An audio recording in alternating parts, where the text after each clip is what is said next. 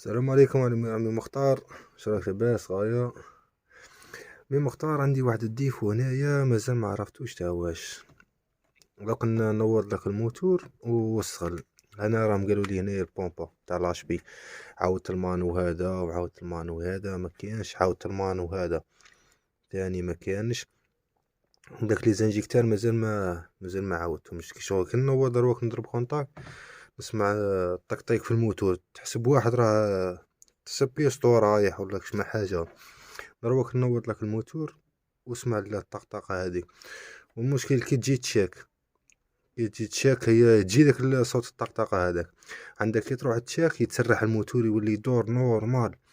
عندك شيء كي تجي تشاك هي نسمع في داك الصوت تاع الطقطقه. ما عرفت انا افير انجيكتير افير تريسيتي فيري في ديت السكانر هنايا اللي يقول لي كلش لقاه مارش.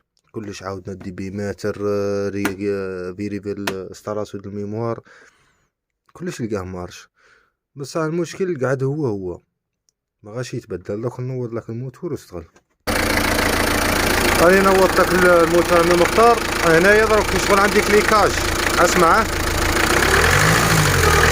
هنا راه راح تتشاك. هاي كي جات تتشاك اسمع الكليكاج.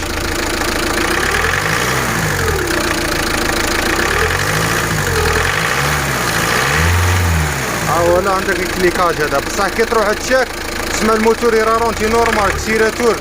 لاخاطش كي تزيد تشاك الريشه تاع الريجيم ما تفوتش الطرونت، تبقى ما بين الفا والطرونت، ما بين دو والطروا، والتيراج ما كاش ويجي صوت الطقطقه هذا. عندك كي تروح تشاك نورمال يرجع الموتور يمشي نورمال، تيراج فيها كلش فيها. هنايا ماذا بيا تخبرني بالمشكل وين راه، وربي يعرضك على كل حال.